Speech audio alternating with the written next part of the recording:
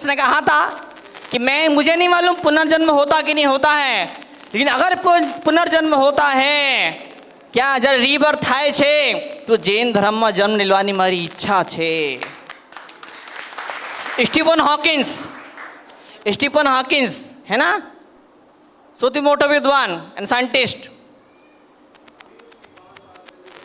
5 साल पहले उसकी डेथ हुई है. स्टीफन हॉकिंस है ना, तुम नाम सुना होगा, समझ लो उसे ना. हाँ, उसने लिखा, उसने कहा था कि जैन धर्म सबसे साइंटिफिक है. और जैन धर्म એટલે अहिंसा, શાકાહાર, સદાચાર. જ્યારે તમે તમારા ટીચરનો સાંભળો છો ને, એ સૌથી મોટી અહિંસા છે. હા, સાંભળો છો ને તમે? हाँ, सामने છો? हाँ, घर में मम्मी पापा, स्कूल में कौन? टीचर. जो इनकी बात नहीं सुनता, नहीं मानता है, उसको क्या करना पड़ता है? उसको वो प्रॉब्लम तेना जीवन में आता है. आप लोग यहाँ पर क्यों आए हो? विद्याનું મંદિર છે, માં સરસ્વતીનું મંદિર છે. સાંભળો, તમે આવ્યા છો અહીંયા ભણવા માટે ના, તો પઢાઈ કરના, कुछ और नहीं करना. ફ્રેન્ડ અને ફ્રેન્ડની નથી બનાવવાનો. हाँ, समझो છો ना? हाँ, समझो છો, ये तो समझाए थे तुम्हें, है ना. तो देखो, मैं तुम्हें टेक्निक बताता हूँ. पेन છે તમારા? पेन सर देखो, એ બહુ એને NLP કહેવાય છે, ઇલ્યુસ્ટ્રેટિવ પ્રોગ્રામિંગ કહેવાય છે. પેન આમ કરવાનો અને પેનથી આમ એડ બનાવવાનો અને પેનની ટીપ અહીંયા જોવાની. ફક્ત તમે 2-3 મિનિટ કરો ને, તમે आम करो तो तुम्हारी जो आंखों की है ना, क्या बोलते हैं, retina, it will rotate clockwise and anti clockwise and that will finish eliminate your all depression, tension, stress, anxiety. This all things are there. जब તમે આમ કરો છો ને, તમે અહીંયા જોવો છો, जो તમારો जो ये चित्त बुद्धि एकाग्र થઈ જાય છે. और फिर उससे क्या होता है? उससे ये होता है कि कितनी टेंशन पूरा खत्म हो जाता है और मेमोरी बहुत शार्पन हो जाती है, मेमोरी बहुत बढ़ जाती है. गुरुदेव बैठे विराजे हुए हैं, आपको आश्चर्य होगा, आपको विश्वास भी नहीं होगा. संस्कृत અને प्राकृत भाषा એટલે સૌથી જૂની ભાષા હિન્દુસ્તાનની, વિશ્વની. तो प्राकृत भाषा, संस्कृत भाषा के 10,000 श्लोक उनको याद है, कंठस्थ है. Memorise this all things. जब एकाग्रता बढ़ जाती है, जब डेडिकेशन जब बढ़ जाता है, तो ऐसी बड़ी उपलब्धि होती है. और गुरुदेव के चरणों में हिंदुस्तान के बड़े बड़े विद्वान आते हैं. शास्त्र को जो सीक्रेट्स, शास्त्रों को जो रहस्य किसी को समझ में नहीं आते हैं, गुरुदेव उन रहस्य को क्या करते हैं? सबको बता देते हैं. वो चीज़ उनको समझ में आती है. कैसे समझ में आती है? एकाग्रता, डेडिकेशन. જ્યારે તમારી એકાગ્રતા વધે છે ને, હા, સમર્પણનો ભાવ જ્યારે વધે છે ને, તો એ જિંદગી તમે એવું વરદાન આપે છે કે તમે સોચી નથી શકો છો. સ્વપ્નમાં પણ તમે એ વિચાર નથી આવી શકે. એ વિચાર, એ પોઝિશન, એવી લાગણી તમારા જીવનમાં ઉત્પન્ન થાય છે. मम्मी पापा ने कितने अरमानों के साथ में आपको यहाँ पर भेजा होगा. उन सपनों को सफल बनाना, सार्थक करना आपको उन सारे सपनों को. प्रिंसिपल महोदय, वो पूरा यहाँ का पूरा स्टाफ, इन सभी लोगों के लिए जोर से ताली बजाड़ो तुम्हें. કે બધા ટ્રસ્ટીઓ, બધા સભ્યોને, એ પ્રિન્સિપલ, તમે टीचर, इन्होंने आपके लिए अपॉर्चुनिटीज क्रिएट करी. इन्होंने आपके लिए क्या बोलते वरदान आपको दिया. गुरुदेव के आशीर्वाद, गुरुदेव के पगले यहाँ पड़े. सौभाग्य का क्षण है आपके जीवन का. मुझे विश्वास है आप जीवन के आखिरी क्षण तक इन घटना को भूल नहीं पाओगे. जितू भाई बैठे हुए हैं, वर्षों की श्रद्धा, वर्षों की भक्ति, क्या मालूम कितने वर्षों संघ की सेवा में लगे हुए हैं. बार बार आग्रह था जो घूम के जाना था, फिर गुरुदेव यहाँ पर आए. कैसा खराब रास्ता था, फिर भी यहाँ पर आए. इस विद्यालय का नाम क्या है? सेठ KM शाह. कौन थे ये? તમે ઓળખો છો એને? ઓળખો છો તમે? દીકરાઓ દીકરીઓ, તમે ઓળખો છો? नहीं, इनने कुछ तो किया होगा ना स्कूल के लिए, तभी इनका नाम इस स्कूल को दिया गया, सेठ KM शाह. कुछ तो पैसा आपा होगा इन्होंने. हाँ, केशवलाल मगनलाल शाह. बताओ, तुम भी संकल्प करो बच्चों, तुम भी कसम खाओ, हम भी इतने बड़े बनेंगे, हम भी इतने पैसे वाले बनेंगे कि अपने मम्मी पापा के नाम से, दादा दादी के नाम से बड़े बड़े स्कूल बनवाएंगे, बड़ी बड़ी गौशालाएं बनवाएंगे, बड़े बड़े हॉस्पिटल, बड़े बड़े कॉलेज, बड़े बड़े अनाथ आश्रम बनवाएंगे। और अगर संकल्प करोगे, जब आप संकल्प करोगे आपको ताकत मिलेगी, परमात्मा और भगवान आपको शक्ति देगा। सब बच्चे हाथ जोड़ो, बोलो एक साथ, बोला सारे बच्चे बोलो, हूँ ईश्वर नो छू, ईश्वर मारो छे, ए मने ताकत अने बुद्धि अने ज्ञान आपे छे।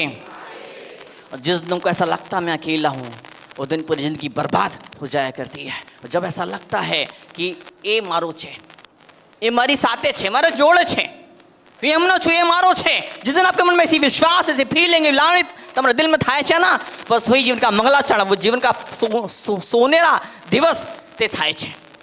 समय की बहुत लिमिट है, टाइम समय हो रहा है, बिना किसी भूमिका के हम चलते हैं गुरुदेव के इन पावन चरणों पावन तिल करी।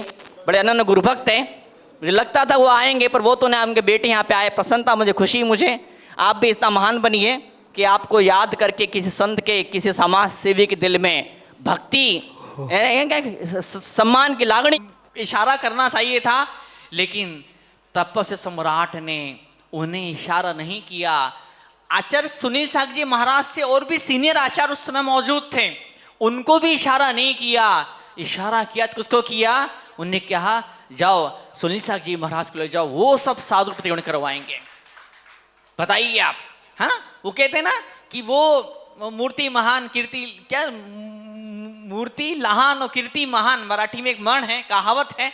तो ऐसा कभी जीवन में ऐसा हो जाता है कि अपनी साधना से, अपनी सेवा से, तपस्या से, अपने त्याग से, अपने मधुर व्यवहार से कोई इतना बड़ा ऊंचा उठ जाता है कि उसके आगे वाले लोग सारे उसके सम्मान में खड़े हो जाया करते हैं। तो ये क्षण हमें मिला, सौभाग्य मिला है, जिन्हें अपनी साधना से, जिन्होंने अपनी तपस्या से, जिन्होंने अपने ज्ञान और ध्यान से इस ऊंचाई को प्राप्त किया कि जिनकी ऊंचाई के आगे मैं समझता हूं गिरनार की ऊंचाई भी शायद छोटी पड़ जाती होगी। और मुझे बहुत अच्छे से मुझे याद है, संग में सहस्रा सागर नाम के एक मुनि महाराज थे जो 85 साल के आसपास, उससे भी शायद ज्यादा उम्र के होकर के उनकी समाधि हुई। तपस सम्राट से उन्होंने दीक्षित हुए थे, गुरुदेव के चरण में लंबे टाइम तक साधना करी। वो मुझे बताया करते थे कि उनके पिताजी बैलगाड़ी से संघ की मुनीन्द्र सागर नाम के आचार्य उस जमाने में हुए थे। तो प्रतापगढ़ से लेकर यहाँ तक बैलगाड़ी से उनके संघपति बन के वो यात्रा कराए थे।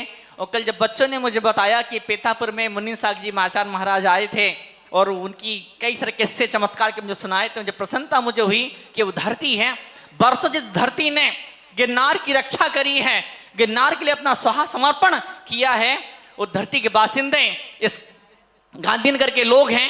और यही शायद यही पुण्य जो गिरनार आने जाने वाले मनराजों की सेवा भक्ति वैयावृत्ति का जो पुण्य आपने इतना बड़ा खजाना प्राप्त किया, वही वजह है कि ऐसे महान आचार्य का आपको दर्शन सानिध्य का आपको सौभाग्य प्राप्त हुआ।